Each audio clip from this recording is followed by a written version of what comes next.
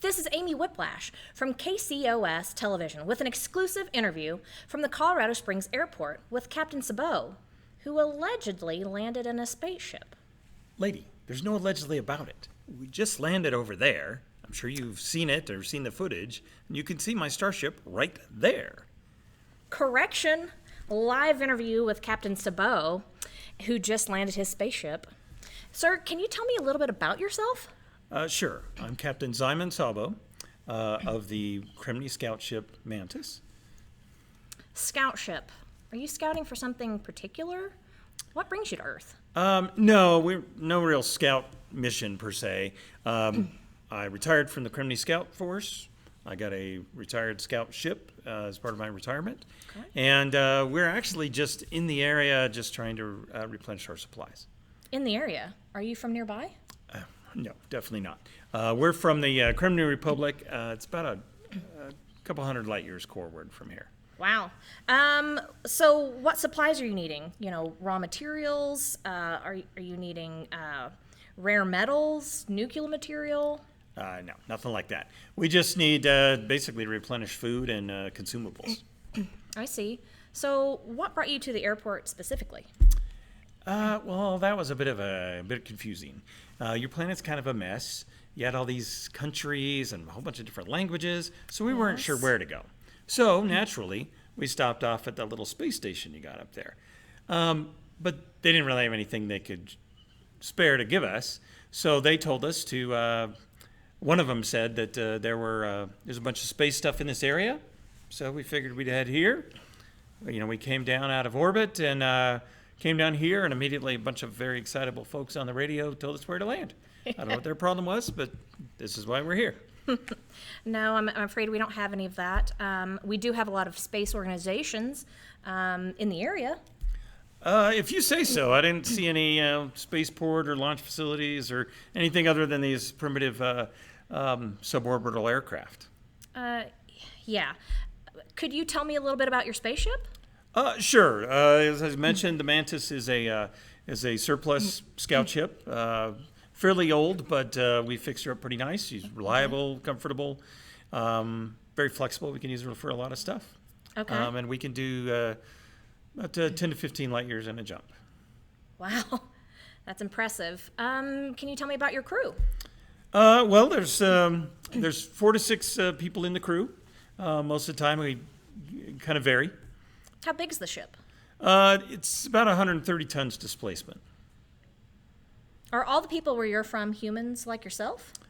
No. Humans are the predominant race in the Kremny Republic, but there's also Canids, Setas, and others. In our travels, we've encountered a whole bunch of other races. On the ship itself, me and Elsbeth, my engineer, are human. Okay.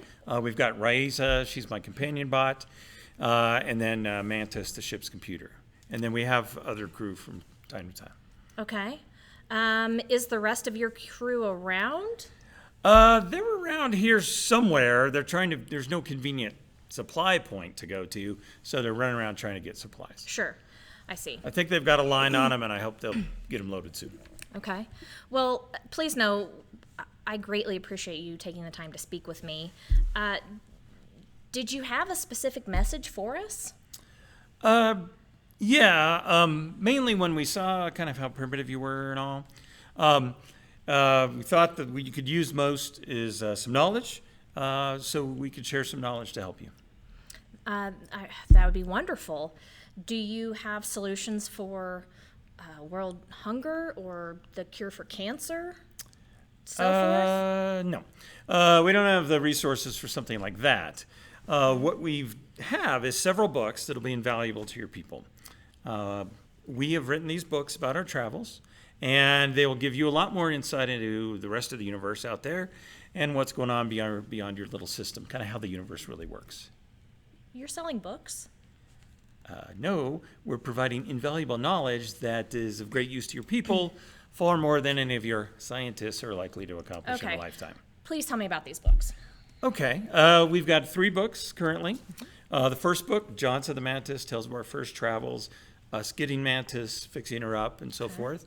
The second one, Expeditions of the Mantis, tells about us, kind of our next adventures, including we got caught up in the recent war.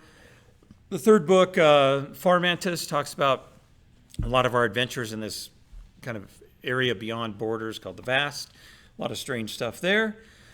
And we've got a fourth book in the works called Vast Mantis that tells of a lot more travels in that vast area and a lot of really strange stuff there. I see. So where would we get these books? Oh, Mantis was able to arrange all that while we were in orbit. So they're available on this thing called Amazon, and you can get them there. Do you mean Amazon? I thought it was Amazon. That would seem to be better, but they're available on that, so you can just search for them there, and they're available for either you can get them as that you can use on your data pad or your computers or whatever it is you people use. And then she worked with a guy that knows your strange dialect to make an audio version. Sometimes you want to read a book, but you're busy flying through an asteroid belt, or you're getting shot at, or you're doing hyperspatial calculations. So if you have the audio version, you can keep reading while you're doing that stuff. So then where do you get the audio version? The audio version is available on something called Audible, and it's also on something called EarTunes. Oh, I think you mean iTunes. I'm pretty sure it's EarTunes. It wouldn't make any sense to have Audible stuff on something called iTunes, would it? Valid, but it is iTunes. Okay, your planet. Your planet, your rules. Then it's available there. You can get it there. And you think these books are going to help us? Are they intended for scientists, the politician, a layman? We don't go into a lot of technical detail, so we believe your standard human should be able to read them and understand them. Honestly, I think they should probably be required reading for everyone on your planet, perhaps over the age of 12. Certainly, they should be required reading for all your politicians, military leaders, and scientists. They'd be fools not to read them. I see. Well, we'll ensure they're aware. Okay. Appreciate that. I do have to run. I just got a message. My crew is actually about done loading, so we need to take off. We'll skim one of your lakes, head for a jump point, and I hope to be in hyperspace by midnight and about 10 light years away here within a week. Wow, that's fast. We do okay. Any parting thoughts for humanity? Yeah. First, read the books. You guys definitely need them badly. Second, grow up as a species. And I guess third, try not to be a great filter casualty. Okay, noted.